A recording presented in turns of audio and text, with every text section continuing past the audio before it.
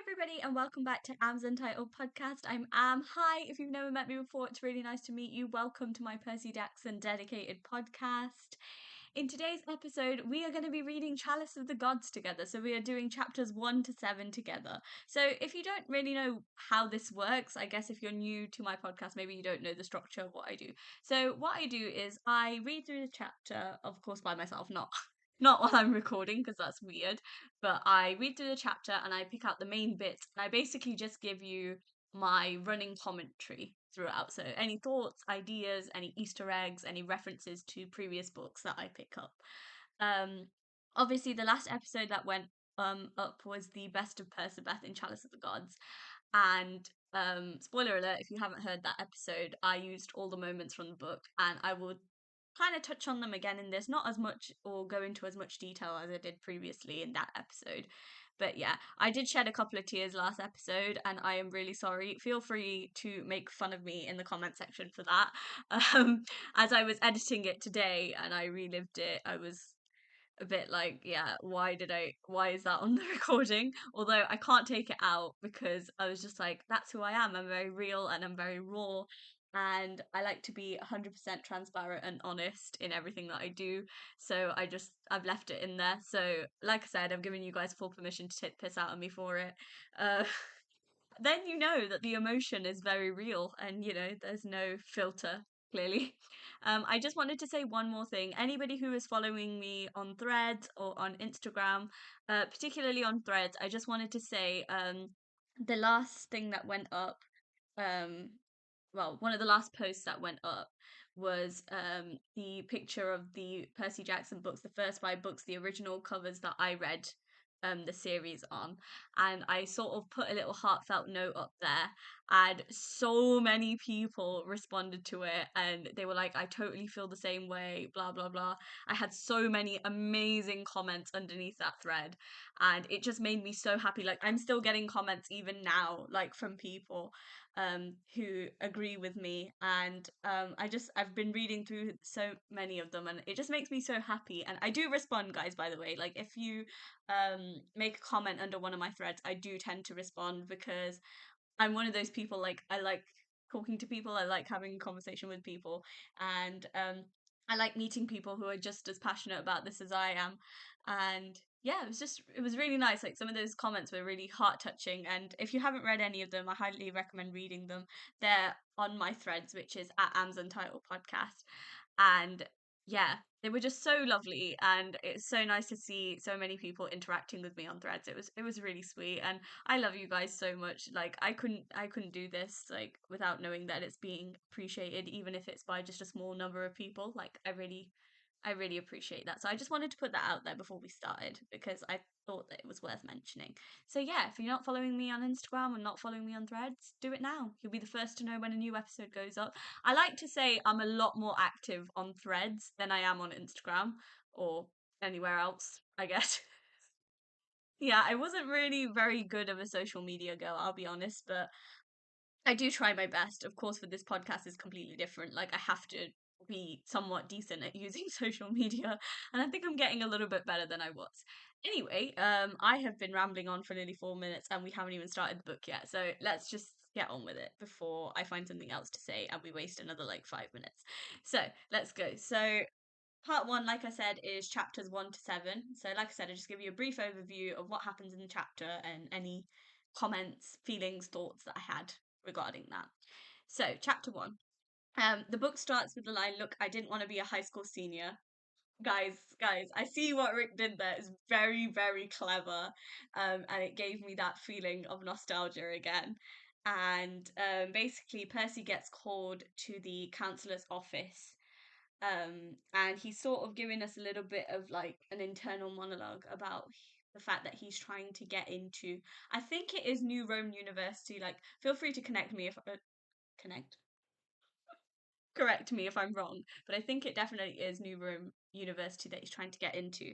And there was a little brief little Perspeth moment, a little quote that I just had to slip into this, which is, "I didn't want to disappoint her. The idea of her going to California without me kept me up at night." Can we just appreciate how cute they are? Like, he doesn't want to live without her and he's willing to work as hard as it takes.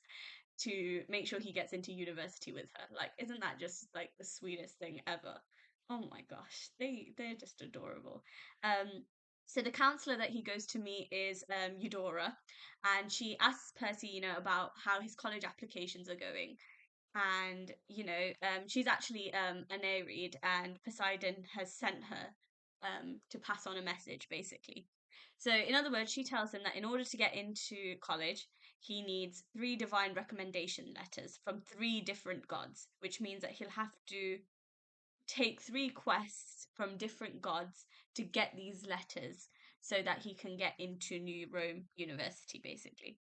And as they're talking, Eudora gets a call from Poseidon, and Poseidon tells her that you need to send Percy to me. Like, I want to talk to him. And she base word vomit. She basically floods the whole room, and he falls through the floor, and that's where the chapter ends. So, you know what? One thing I noticed about this was that the chapter was very much focused on telling the people or the audience reading that Percy has grown up. Of course, like, he's led a war against Kronos, he's been through hell and back in Heroes of Olympus, quite literally. And if you ever read the books, you're gonna be like, what? Yeah, honestly, read them, they're great. But yeah, he's had it quite rough, basically, and obviously now he's got this new stress, which is trying to get into college with Annabeth. And yeah, I just thought it was a really nice bit more of a light-hearted opening to the last few books, because the first 5 books are not that dark, but when you get to Heroes of Olympus, like, they are really dark right from the beginning. So it was nice to just have this, like, it was like a breath of fresh air. That's what I call it, like a breath of fresh air. So chapter 2 is my dad helps out. No actual helping occurs. Are you hearing that Percy coming back? Like, I love that about his character. He's very, very brutally honest and raw and real, and that's why I adore him. I think he's amazing. So Percy sort of ends up at Poseidon's summer villa, and he has a conversation with Poseidon, and he says, he basically wants Poseidon to give him a recommendation letter to get into New Rome University. And um, you know, Poseidon says, "Look, I can't help you," and the excuse he gives now, this I don't know if I should be laughing. Like, I know that this is a serious issue, but it made me laugh because he says that he's already, like, Poseidon is already in debt with the gods because Percy is a child of the big 3. He's a forbidden child. He shouldn't actually be there, and of course, well, all 3 of the brothers broke that anyway, so I don't know why it's such a big issue now, but whatever. So he basically just tells him that he can't give him a recommendation letter because it wouldn't be appropriate, basically, because he's his dad and it's biased, which I kind of get, but there was no need to make the debt comment. I thought that was a bit harsh on Poseidon's half, but anyway, he basically tells Percy that when the gods need you, they will come to you when they're ready, basically. And he's already taken the liberty of putting Percy's name on the Olympian quest board. So it's basically where the gods go when they're looking for demigods to um, do quests for them or do jobs for them, basically. So Poseidon has already advertised that Percy is looking for a quest.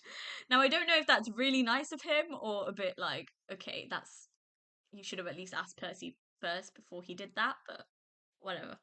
And the last thing that happens is in the chapter is Poseidon sort of wishes him good luck, all the best, and he flushes Percy back into the ocean.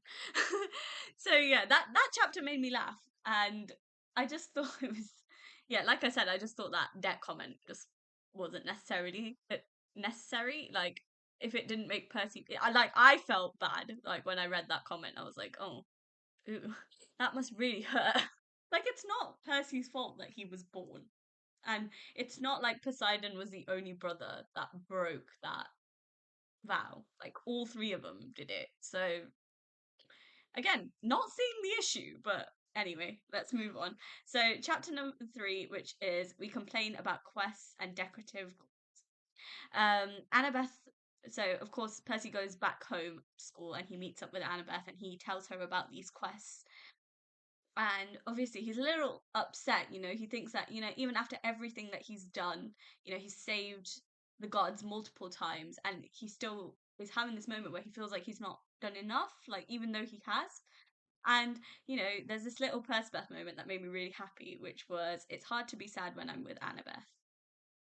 Oh, God. Like, I don't really think there's anything I can say that you guys don't already know. Um, but yeah, I just thought that that was nice there. Like, she's just her presence cheers him up, like when he's having a rough day. I think that speaks volumes in itself, I think. And Annabeth offers up her mother. She knows, I could go to Athena to get us a recommendation letter, but Percy refuses. Now we know the reason why Percy refuses, and if you're new to this world, I'll just sort of fill you in. Um, Athena doesn't like Percy. She's never liked his relationship with Annabeth. Because she sort of thinks that her daughter could do better and she could find like another god, like another demigod, who would come from somebody who Athena actually liked. But yeah, I'm glad that Percy sort of refused. I think Annabeth only suggested it to be nice, that she wanted to make this as easy for them as possible. But I think she knows deep down that her mum probably wouldn't help either, which is really sad. Like when I think about this, like these gods, they make these demigods, but then they're not actually there for them, yet they expect them to do everything. Like I just think that that is just so unfair, and they're just what I call a powerful deadbeat, basically. They're just side people that are just parents by name, they're not actually physically present for their children. And it's quite sad, actually. And, from the moment, like, sorry, we're just gonna flash back to the first 5 books. Like, from the moment, like, Percy steps into camp and, like, he finds out that you have to burn an offering to get a parent's attention, or you have to pray so that your parent will respond to you, and he says, that's not the way it should be. And everybody's right, like that. At the end of the day, they're your parents, gods or not, they are your parents, and they should be there for you. And what I love about Percy, something that I really stands out to me, is that he can't see an injustice and just go along with it. Like he has to point it out, and I love that. Like everybody else just conforms like to these normalities, and Percy's like, nah man, like that's not okay. And that's what I adore about him. Sorry, went on a little bit of a tangent there. Let's carry on. um and then Annabeth sort of reassures him. She says, like, we'll figure it out, like we'll find a way to get those recommendation letters. I've noticed she's a hell of a lot more positive in this book, and I really like that, because I'm currently reading Heroes of Olympus, and she's I suppose like they're in situations where it's kind of really difficult to be positive, but I think she's learned a bit of that positivity off Percy, and to kind of look for the bright side of things, I think. But yeah, I thought that was a really nice moment. And you know what I love, like in particular, about this chapter, and as we talk more about it, there are so many Persebath moments in this chapter, and I think it's probably why it's one of my favorite chapters in the entire book. So the first Persebath moment in this book is, I mean, not in this book, in this chapter, is, "We'd been through so much together already, it was hard to imagine anything we couldn't face." Now, I believe that's quite a true statement. Like, I tracked their relationship from like right to like from the beginning of the first 5 books up to where they are now, and there hasn't been a situation that I don't think they've been able to face together. So yeah, I stand by that statement. I think that's a very real, appropriate statement for Rick to make there. It was great. I just thought I'd point that out there. Another Perseus moment kind of came directly after, which was, "Somebody would ask me if I'd ever dated anybody besides Annabeth, or if I'd thought about dating someone else. Honestly, the answer was no." Do I even need to say anything? I don't think I need to say anything on that. I think you guys can probably guess what I'm thinking. But yeah, where did we find a Percy in real life? If somebody finds one, God, you're really lucky. Hold on to him, because I can tell you, men like that don't just appear out of nowhere. Let's just put it like that. I just realised that this window is open. Talking, and I'm just like looking up, and I'm like, huh, the window's open. One second, let me shut that. Sorry, I'm back. What were we talking about? I've completely lost like my train of thought now. What was I saying? I don't know. It's gone. Oh well, let's move on. Let's move on. you know. So there was another Percabeth moment. Wow, there are so many in this chapter, which is no one knew me better or put up with me more or held me together as much as Annabeth. Guys, can you can you see this? Like, are you reading the same things that I'm reading? Because wow, do you know what? Like I've said this multiple times on the podcast, which is I believe that Percy and Annabeth are the greatest love story of all. Now, when I read things like that, that solidifies that to me even more because their relationship is just so unique, yet at the same time, it's grounded and relatable. And I don't think they set an unrealistic standard of love. And I think that's why I love them so much and why I'm so invested in their relationship. But I talk a lot more about that in the previous episode. So if you want to hear more details about the Percabeth scenes, go over to the previous episode. I think it's episode 43 where I talk about it. But yeah. The next Percabeth moment that actually made me laugh, which is if I were slacking as a boyfriend, she would let me know real quick. Yeah, I can believe that about Annabeth. Sorry, guys, I got interrupted. I've completely lost my train of thought and I've lost what I was talking about. Does anybody else have this thing where all day nothing like will happen? And as soon as I sit down to work or do something important or do something where I just need to be alone, all the problems just start. Has anybody like noticed that? Like all of a sudden everybody wants to talk to you, everybody needs your help, they want you to do something, and it's like up until now I've had so much free time and now you're telling me when I need to do something. It always happens to me. Another time I've noticed it, sorry, this is completely going off track again. Whereas like, you know when you're waiting for a parcel, right? And I don't know if this happens to anybody else, but they like give you an estimated delivery time and you're waiting for the parcel all day, you've been waiting there for hours, and all of a sudden you need to go to the bathroom or something, or you just need to pop upstairs to go and get something. Has anybody noticed that that's exactly when the person will show up with the parcel and they're like knock on the door just as you sat on the toilet or just as you've gone upstairs and you're just like, why? The whole time I've been sat there, nothing happens. And I know for a fact, like I was talking about this like with my friends and with my family, and they're like, yeah, touch wood, like that always happens to me too. And I'm just like, yeah, exactly. The whole time you're doing nothing, and now all of a sudden everybody wants to know you. Like, look at me now. Like the whole day, I've had my phone on me, right? And nothing has happened. But as soon as I sit down to record, I just get 100 messages. Like, actual. Do you know what? Guys, I can't be the only person who has this, like, or that feels this way. Because, yeah, oh my gosh. Do you know what? I've like lost my thread for this. I feel like I'm gonna have to cut this off and re-record this because I've lost my entire thread about what I was talking about. If I can remember, I'll carry on, and then when I like edit this later or tomorrow, and if it's not up to scratch and not the same standard of my other podcast episodes, then I'll just re-record this tomorrow, I think. Right, let's carry on. Let's see if I've managed to remember what I was talking about. So yeah, I was talking about Percy and Annabeth, weren't I? And like Percy made that comment about him, if he was slacking, Annabeth would tell him. I agree with that. I think that you should be at the level in your relationship where you could tell your partner if they're not up to scratch. You don't have to say it in a mean way. You can just say it in like a very what's the word? Like non-direct way, I guess. I don't know. Anyway, the next Percabeth moment was I could have stayed like that for hours, perfectly content, appreciating the way the afternoon sunlight glinted Annabeth's hair, or the way her pulse aligned with mine when we held hands. But you know, he's still a simp, but I love it.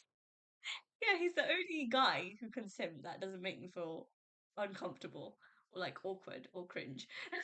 I just think it's really cute that they still have those feelings even after years of like knowing each other and being together. Do you know what I mean? No? Never mind. Let's move on. And you know, he sort of asks her as they're sitting about her first day. She's at a school of design, although I didn't write the name down. I really should to start being better when I take these notes. I think I missed some details. I'm so sorry, guys. And you know, Annabeth just gets called in by Sally to help her and Paul cook dinner, and Percy is just laying the table.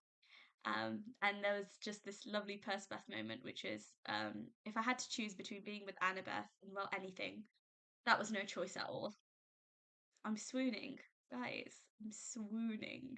Like, I've never ever done that. Like, not definitely not for someone in real life, but wow, they are just they're just quite something, aren't they? There's just something truly special. Okay, let's move on.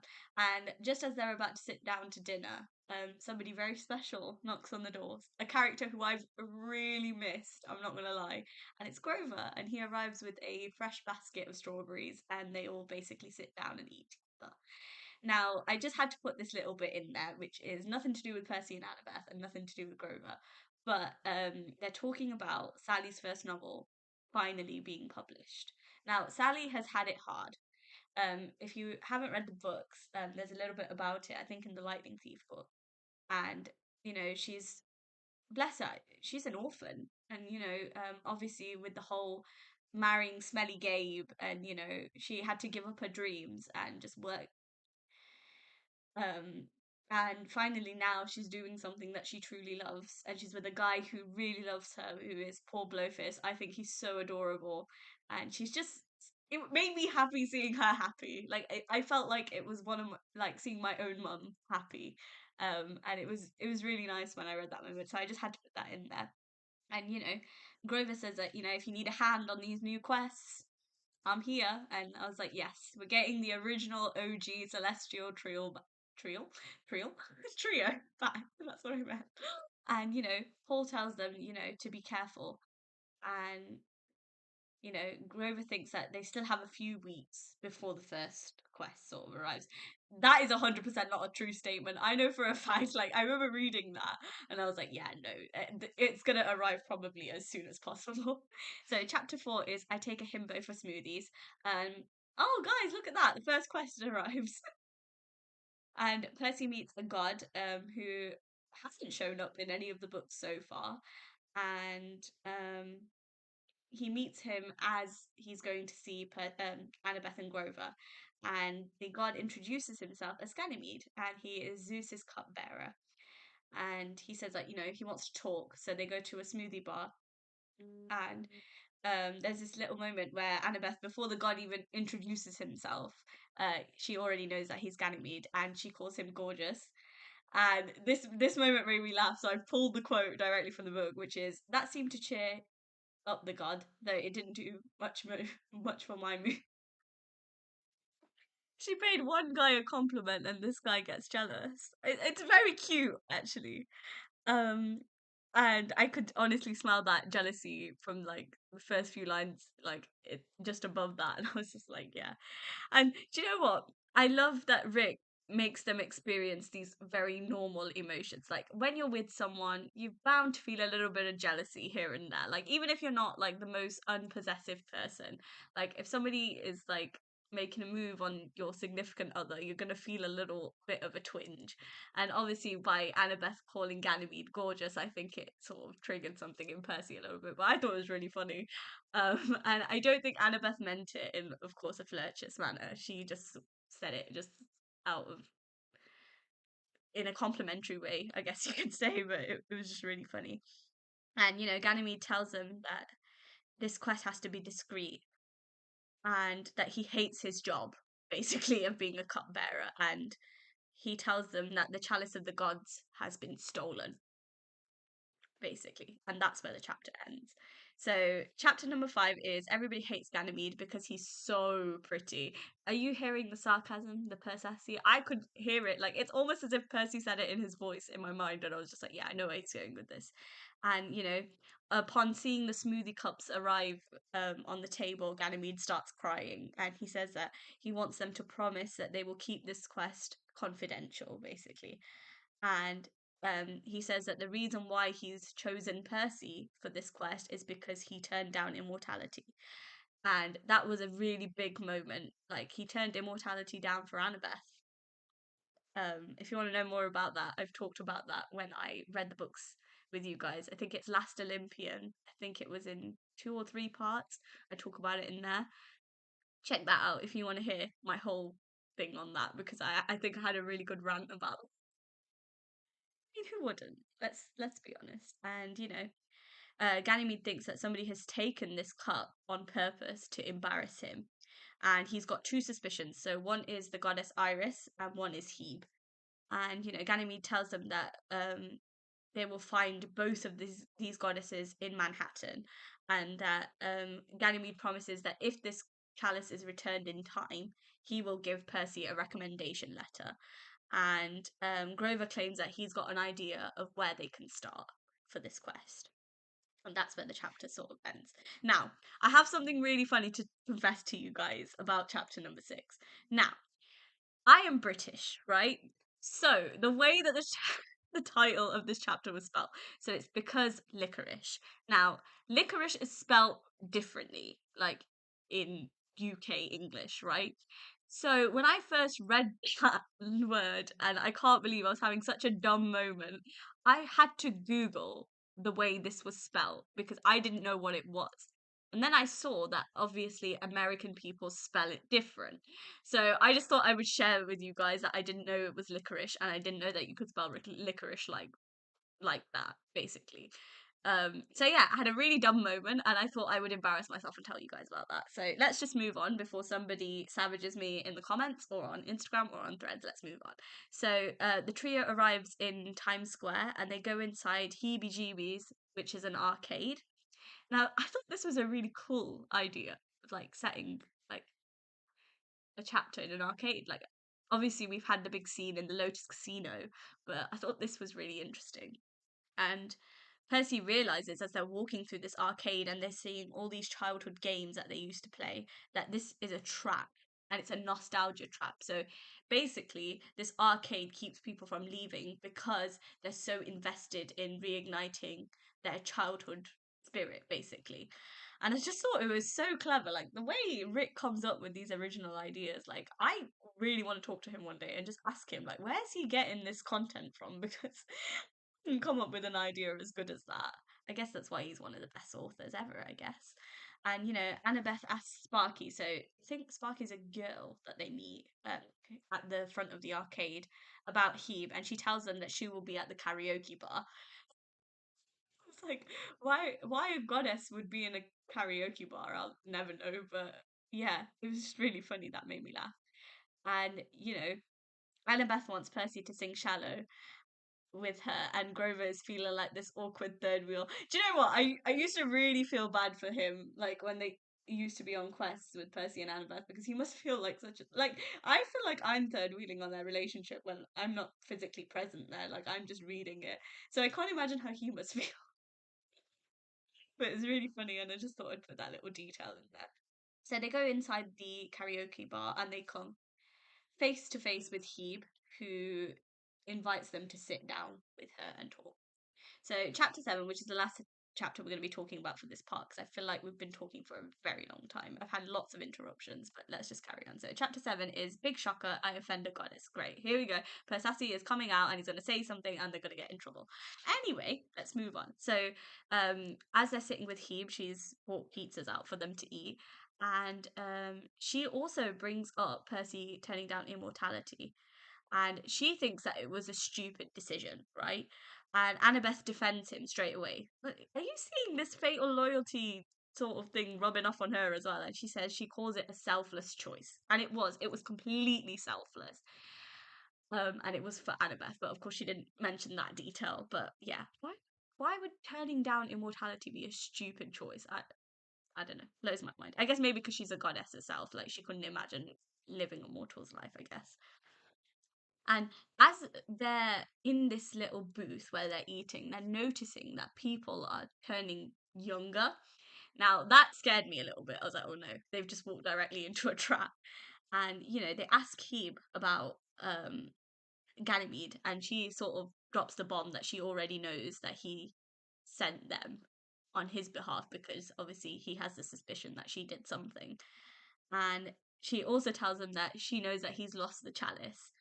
And as they're talking, Percy sort of makes a few comments here and there, and he thinks that they are accusing her of stealing it. And she gets really angry and she bursts into glitter, and she says that Percy doesn't have any manners. and that's where we're gonna end it, because we're gonna end it in a really weird place. It was he. I wish I wrote down like some of the stuff that he said so you guys could hear what I'm saying. But yeah, it was a really funny chapter. So let's just sort of come to a conclusion. Let's conclude all of this. Let's talk about my final thoughts. So yeah, like I said, like the opening of the book was way more lighthearted than the last few, which was nice. It was, like I said before, a breath of fresh air. It felt like a new start, and it was great. I love that we got a chapter with Poseidon. Like there's been like not really any interactions in Heroes of Olympus, at least the reread that I've done so far. Like he hasn't really spoken to his dad. Like the last time he'd spoken to him was in Last Olympian. So it was nice to just have a moment between father and son where they're just talking. Of course, he didn't really help Percy in any sense, but he gave him some sort of advice. So I guess that counts for something, right? Yeah. And do you know what? Actually, no. Let's not go there. Let's talk about something else. I actually think Ganymede is a really cute character. Like I think that he's really nice. Compared to the other gods and goddesses that we've met so far in this series, like he was a little bit more likable, I think. And of course, those Persebeth moments were Persebething like never before, and I'm glad that we finally got to see them behaving more like a normal couple. Like after everything they've been through, they're finally together, and they're not in peril danger 24/7, which is nice. And you never have that worry of Percy going missing, because I'm not going to lie to you guys, in Heroes of Olympus that really messed with me the wrong way. Honestly, I think I talked a bit about it on my threads, so if you want to see that, check out my threads. It's really funny. So yeah, thank you guys so much for listening in. Thank you guys for being so patient. I know it wasn't done in one sitting the way it normally is, and I forgot a few of my points because I had distractions. But I really hope that you guys enjoyed the episode. Don't forget, all episodes of the podcast are available to stream on Spotify, on my YouTube channel, both at Aamsuntitledpodcast. Follow me on Spotify, subscribe to my YouTube channel whilst you're there. It would be really appreciated. Leave a comment, like, share, subscribe, all that sort of thing. Follow me on Instagram, follow me on Threads. Like I said, I'm more active on Threads than I am on anywhere else. So if you're looking for somewhere to get in touch with me, private Instagram DMs, I do open them. I open emails as well if that's what you prefer. And in the next episode, we'll be doing the next 7 chapters together. So stay tuned for that. Let me know what your favourite Percy moment is from this book, and I will be speaking to you guys very soon. Mwah!